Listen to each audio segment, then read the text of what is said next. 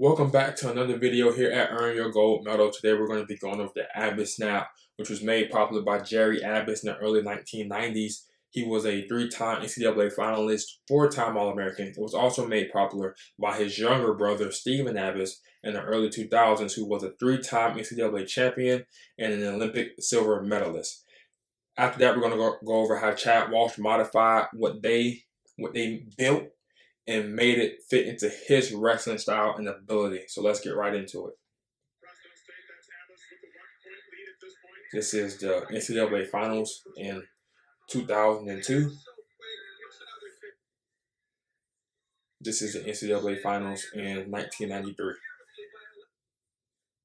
So first things first, you're going to, most of the time you do this move, 99% of the time, you're going to be having a collar tie. And your opponent's going to have tricep control on that collar tie arm. Hop to the side. Same thing, collar tie, tricep control, hop to the side. That's how they perform the move. They perform the move really the same exact way. The reason why I like the way Chad Walsh does it as well is because he doesn't hop to the side from both feet. He slowly makes his way down to the mat, which I like because it requires less athleticism and less coordination. Which if you're a current wrestler, and especially if you're a coach, you can understand how sometimes when you're trying to teach a move that requires a certain amount of athleticism in order to do it, it goes over most of your kids' heads. So that's why I like the way Chad Walsh does it. So in this first clip, we're going to go over him not trying to hit the move, but not hitting the move, right?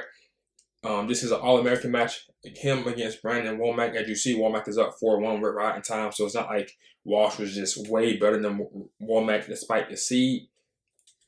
But the reason it didn't work in this case is because Womack has his feet under him, right? So we all heard the feet, knees, chest, kind of in one straight line. And that's why when he went for it, Womack was able to keep his balance. 10 seconds later, he does the move again and hits it this time. So let's see what the difference was. So he makes his way down to the mat. Now, when he makes his way down to the mat, as you'll notice, again, collar tie, tricep control. That's something that you'll notice on all the clips. But Chad Walsh's lower body is not facing Brandon Womack. It's facing he's almost making a 45-degree angle with Brandon Womack in the way he's facing. Because you have to get to the side for an Abas snap. Something else I wanted to point out.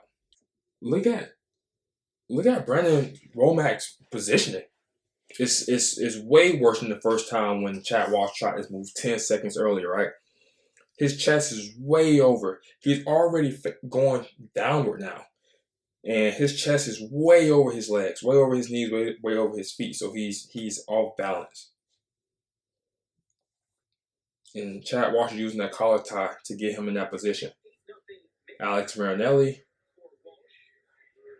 flew on this one. So first things first that you'll notice, right? So Alex Marinelli, chest is way over his legs. That's first things first. And that's how you have to do this move. Second thing, the tie-up position. Same thing. Collar tie, tricep control.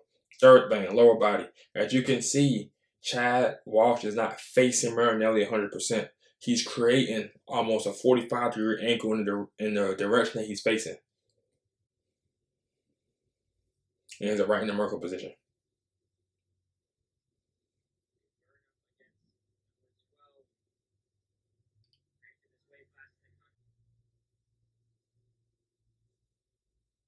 Same thing, nothing new under the sun.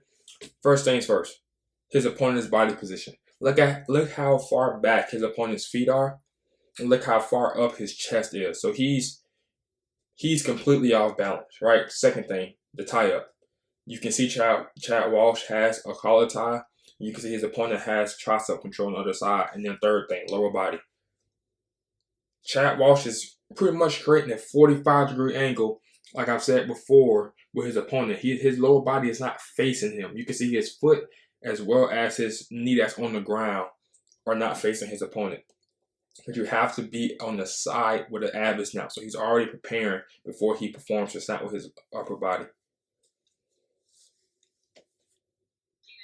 For the last clip, we have him versus Tyshawn Campbell.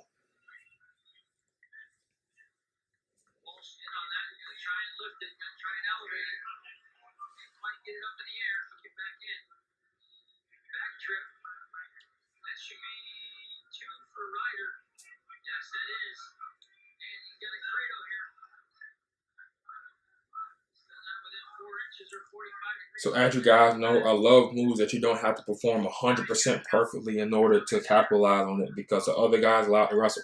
And in our hard matches, the finals match at stake, the semis at stake, those really hard matches against those tough guys, a lot of the times we're not going to be able to perform it 100% perfectly, especially if it's a move that we do on a regular basis and guys have kind of scouted us. So as you can see, Chad Walsh is in the same position he's always in. He's creating a downward slope with his opponent's upper body using that collar tie. And again, his opponent has tricep control. You can see his lower body. He's not 100% facing Tyshawn Campbell at all. But when he performs the snap, Tyshawn Campbell has great balance. He's a good athlete. So he doesn't fall to his hands. But Chad Walsh is still in a position to chase the leg. Now, disclaimer. If you have the ability to learn and perform the original Abas snap, please learn that snap as well. This is really for the guys who aren't able to perform that, but there's no reason they aren't able to still use that move in their wrestling. The reason I say that is because if you watch my How to Make the Slide by 10 Times More Effective video, if you haven't, you should. I'll put the link down below. But if you watch that video, you'll remember that I said the best position to hit a slide by from is when your opponent has a collar tie and they're on one knee. So this move does make you more vulnerable than the original Abas snap.